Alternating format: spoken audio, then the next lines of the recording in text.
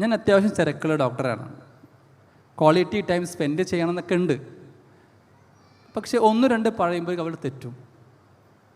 എന്താണ് പരിഹാരം? പരിഹാരമാണ് ഞാൻ അതിൻ്റെ തുടക്കത്തിൽ മുഴുവൻ പറഞ്ഞത്. ഇനി എന്ത് ചോദ്യം ചോദിച്ചാലും ഞാൻ പറഞ്ഞ ഇൻട്രക്ഷനിലേക്ക് അതിനൊരു കണക്ഷൻ ഉണ്ടാവും. അത് നിങ്ങൾ മനസ്സിലാക്കണം എന്നാണ് എനിക്ക് പറയാനുള്ളത്.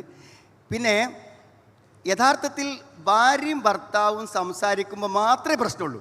വേറെ ആരോട് കമ്മ്യൂണിക്കേറ്റ് ചെയ്താലും ഒരു പ്രശ്നമല്ല. അവിടെ നമ്മൾ ആലോചിക്കേണ്ടത്. നിങ്ങൾക്ക് ആരോടും എത്ര സ്മൂത്തായി കമ്മ്യൂണിക്കേറ്റ് ചെയ്യാൻ പറ്റും.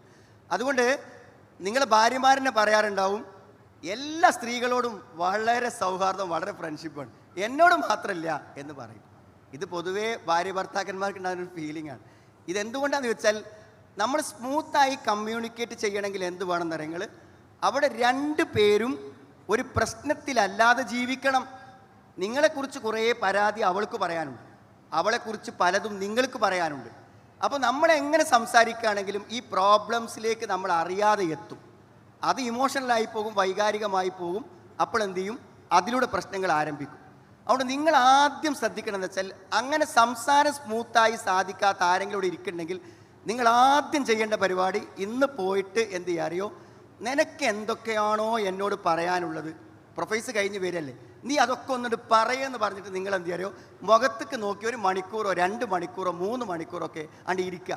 അപ്പോൾ അവർക്ക് പറയാനുള്ളത് മുഴുവനും മനസ്സ് തുറന്ന് പറയും. നിങ്ങൾക്ക് പറയാനുള്ളത് നിങ്ങൾ മുഴുവൻ മനസ്സ് തുറന്ന് പറയാം. പറയുമ്പോൾ ഇടപെടരുത്, സംസാരിക്കുമ്പോൾ ഒരിക്കലും ഇടപെടരുത്. തുറന്ന് ആ പറഞ്ഞ് തീരുമ്പോൾ എന്താ അറിയോ, നമുക്ക് പരസ്പരം മനസ്സിലാകും. അങ്ങോട്ടും ഇങ്ങോട്ടുള്ള പ്രശ്നങ്ങളൊക്കെ തൽക്കാലം ആ സംസാരത്തിൽ സെറ്റിൽ ചെയ്യാം. ഇനി നമ്മൾ പഴയതൊന്നും പറയണ്ട എന്നൊരു തീരുമാനത്തിൽ മുന്നോട്ട് പോവുക. എന്തൊരു മാനസിക പ്രയാസമാണോ അനുഭവിക്കുന്നത്, ആ പ്രയാസം സെറ്റിൽ ചെയ്യുമ്പോൾ മാത്രമേ സ്മൂത്തായി നമുക്ക് പരസ്പരം സംസാരിക്കാൻ പറ്റുള്ളൂ. അതല്ലെങ്കിൽ ആ പ്രശ്നങ്ങളിലേക്ക് എപ്പോഴും സംസാരം പോകും. അത് വീണ്ടും സംവാദങ്ങളിലേക്കും വാഗ്വാദങ്ങളിലേക്കും പ്രശ്നങ്ങളിലേക്കും വരികയാണ് ചെയ്യുക. അതുകൊണ്ട് അത്തരം വിഷയങ്ങളെ ആദ്യം സെറ്റിൽ ചെയ്യാൻ നിങ്ങൾ എന്ത് ചെയ്യുക, ഒന്ന് വിശാലമായി തുറന്ന് സംസാരിക്കാൻ ഒരവസരം ജീവിതത്തിൽ ഉണ്ടാക്കിയാൽ പിന്നീടുള്ള സംസാരങ്ങളും കമ്മ്യൂണിക്കേഷനും ഒക്കെ എന്ത് ചെയ്യുമെന്നറിയോ, നന്നായി തീരും.